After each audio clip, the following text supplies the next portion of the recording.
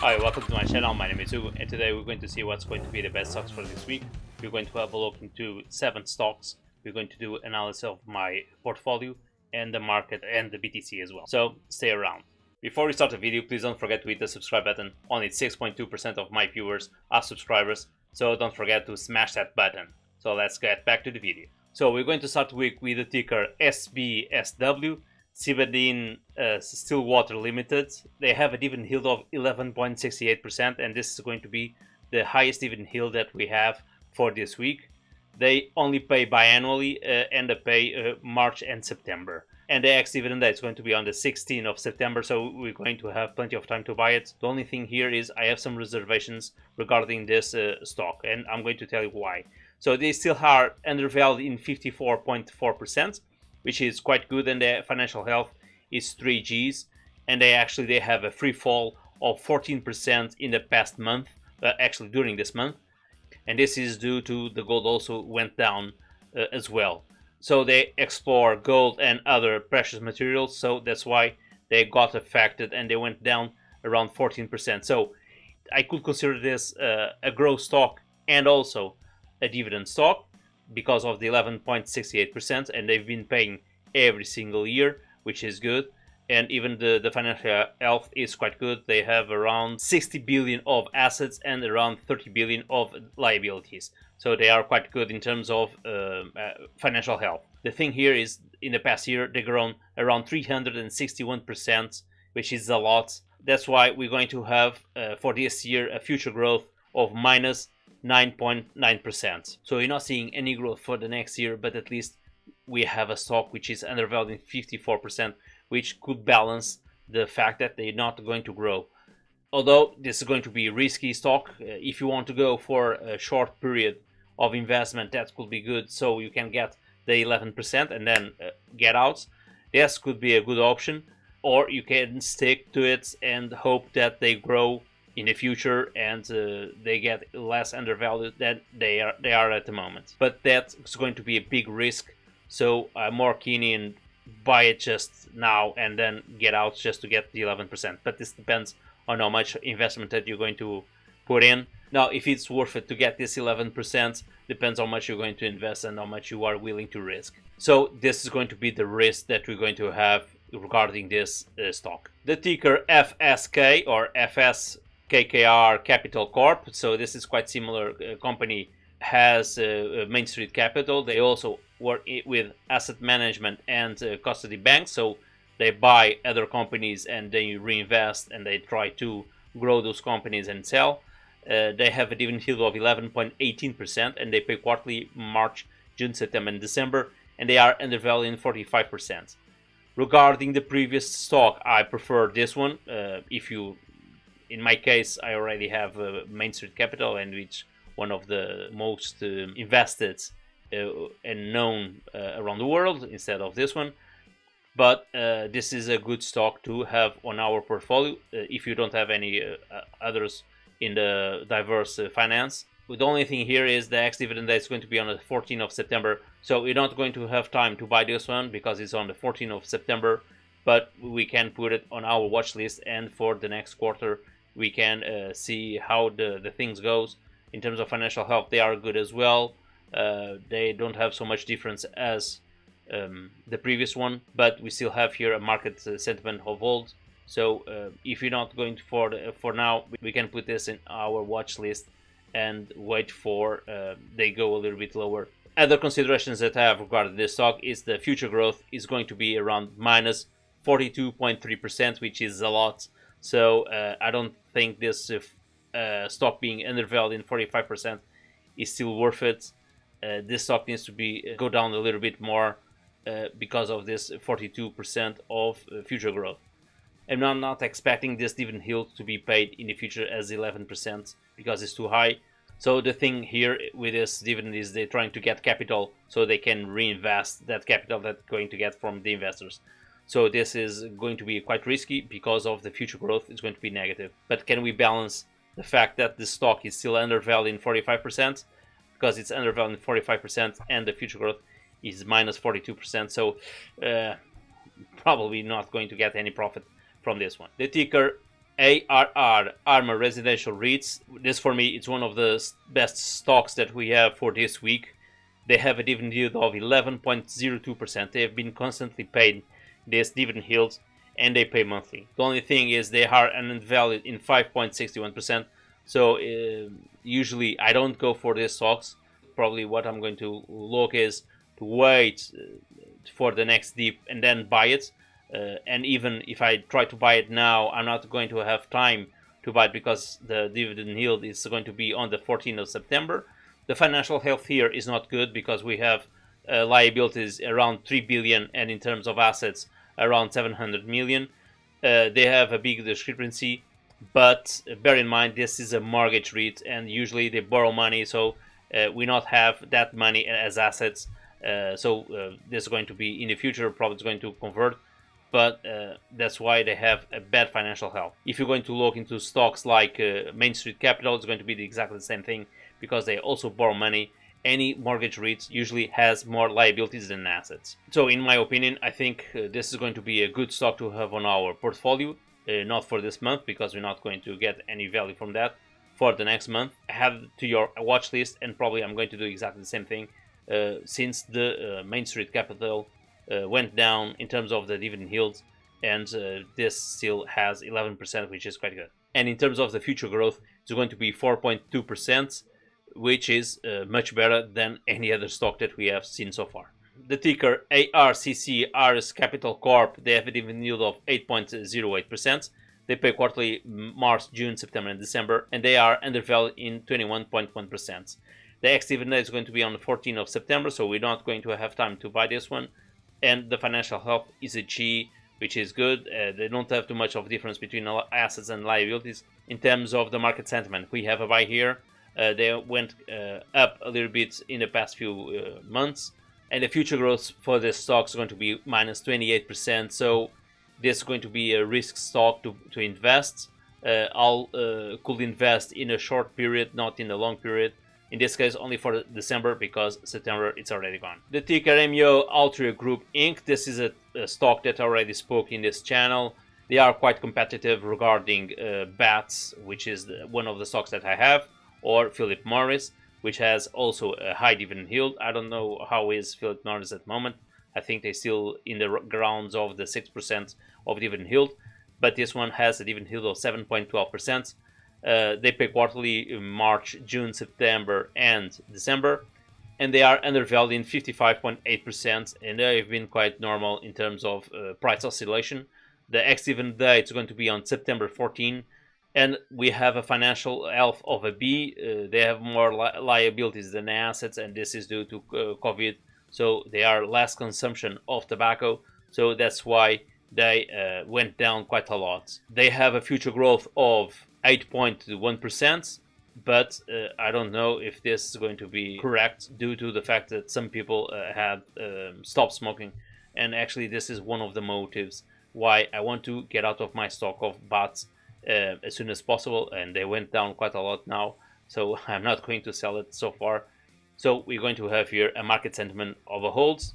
If you do believe this is going to be an industry with future, this is going to be a good stock for you. The ticker MPW, Medical Property Trust. This is one of the stocks that I have on my portfolio, which I like a lot, and they've been paying every single quarter the 5.19% that they've been agreed for this year.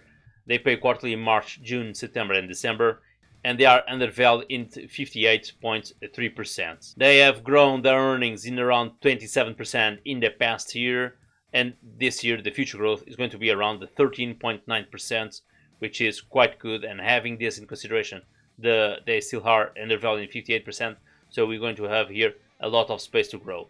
The ex-dividend day is going to be on the 15th of September, so we still have the 2 days to buy it, but it's going to be quite short. We need to buy right now, otherwise we're going to risk to not receive this quarter the dividends from MPW. The financial health is 3Gs. They have more liabilities than assets, and the market sentiment is going to be a hold.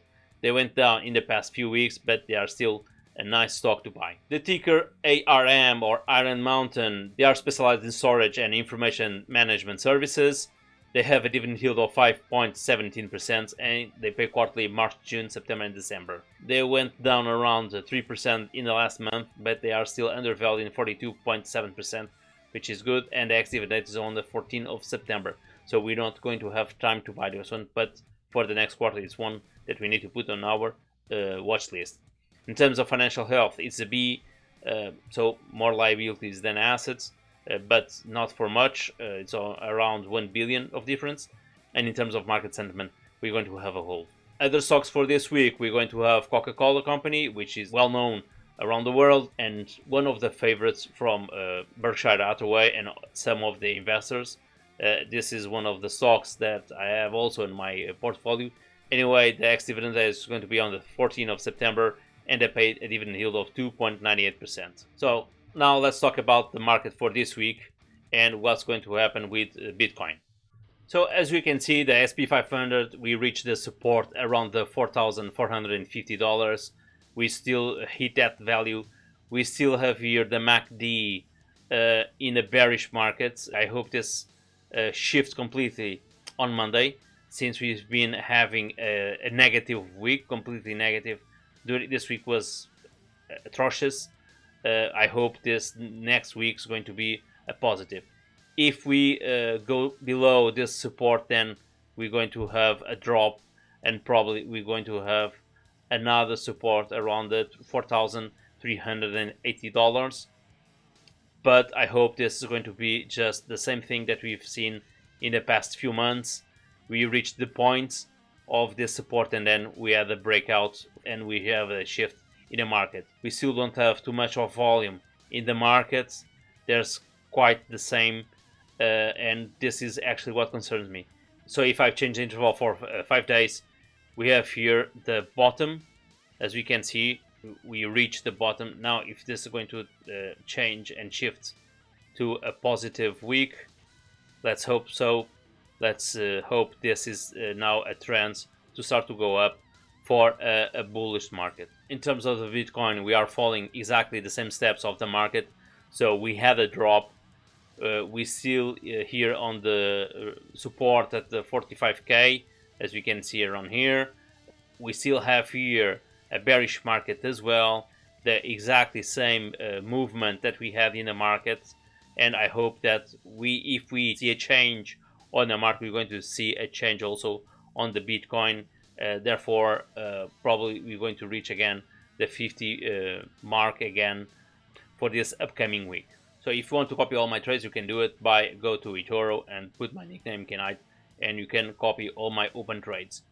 If you do it, bear in mind there could be a minimum of 500, but the recommended is $1,000 at least, so you can get more gains from the dividends. At the moment, now actually, with the market went down so much, this is a good time to get in, because we're going to get some stocks in the deep. In terms of the portfolio performance of this week, the market went down around minus 0.9%, and my portfolio around 1.5%. They was quite affected because of other, and Bitcoin went down a lot. They went down around minus 14%, so they was quite affected, although crypto only represents 6% of my entire portfolio. Since inception, we have a profit loss of minus 2% from last week. We went down from 14, almost 15% to 12.23%, and my portfolio in the past 12 months had a growth of 30.84%, which was affected around 1 or 2% from the last week. In terms of the 5 top stocks, we had Amazon with a growth of 4.62%. We had the ETF iShares China MChai, which is the growth of 4.32%, although this is not quite significant because they went down in the past month around 14%, so 4.32% is like a drop in the ocean. There's still much more to grow, and I hope they will grow in the future. Royal Caribbean Group, RCL, this was a stock that I bought last week. They had a growth of 2.68%, but although as soon as I bought this stock, they went down 3%, and now they went up another 2%. So we're still in a negative. We're still around minus 1% of profit in this stock. Broadcom AVGO, it's one of my favorite stocks. They have a growth of 2.56%, and Alibaba with the ticker 9988HK had a growth of 1.82%. The same thing goes to the M China. This is a drop in the ocean. They went down around 25% in the last month, 1.82%. It's nothing. I'm hoping the stock grow much more in the future. Other performance indicators. So we had payments from DIV, JNQ, PFF, HIG, Unilever, PFE, and WMT, which is Walmart, and we can see this all payments in the spreadsheet, so you can visualize what I'm saying. In terms of new acquisition, we didn't have none. RCL, Royal Caribbean Group, that was bought the past week before this one, so that's why I didn't have any acquisitions here, although I did have some average. In terms of open orders, I still have Ava and Alibaba. In terms of closed orders, I closed NVRO with a profit of 10%. After I sold this, they went down around 3%, so this was quite on time when I sold this one. In terms of average, I've done PBA, MSHI, and IAG.L, which went down a lot with the drop of the UK market because of COVID ease and more people got affected now, so there are more restrictions in terms of flights, so that's why this was quite affected, and this is one of the companies that are affected when there are more restrictions in terms of flights. The top dividends is still ET, and the top dividend yield is still QYLD with 11.80%. The portfolio is still undervalued in 45.3%. They have increased from the past week, and the future growth is still 8.4%. The stock with the highest volatility in the lowest volatility are still the same, Main Capital and Unilever.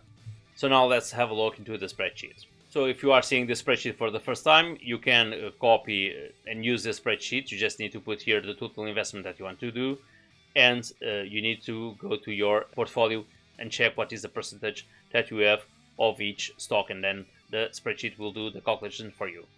I update this spreadsheet every single Friday after the market close, so these values are updated, and also the percentage that we have here, also the amount of dividend yield that they pay, and the dividend per share, which is important for us to know how much we're going to receive per month, and where I update every single time what was paid for that week.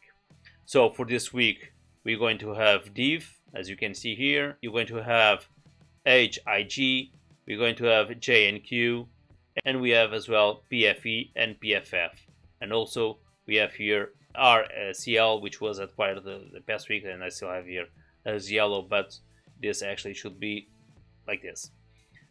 And also we're going to have here Unilever and Walmart. In terms of market diversification, we still have a balance of 2.2%. In terms of UK stocks, we have around 8.9%. Chinese stocks, we have 4.4%. US stocks, we have 55.6%. ETFs, we're going to have around 24.4%. Bear in mind that actually one of the ETFs, which is MG, it's taking here in consideration on the 4.4%, not as a ETF, because, well, this is up to you, you can change. And here the crypto, we have around 4.4% overall, which is Bitcoin and ADA. In terms of growth stocks, so we had here a shift. We have in the past week around 65% or 68%, and now we have the increase of dividends in around 70.5% and 29.5%, which is to the fact that I have some average in those stocks that have high dividend yield, so that's why they had increased the dividend here, because this all is calculated based on the overall value that you're going to receive. Okay, I hope you enjoyed these tips. Don't forget to hit the subscribe button and the like. That will help me with the YouTube algorithm. And also, if you want to comment anything, please let me know, and I'll try to respond as soon as possible. Once again, guys, thank you, cheers, and have a nice week.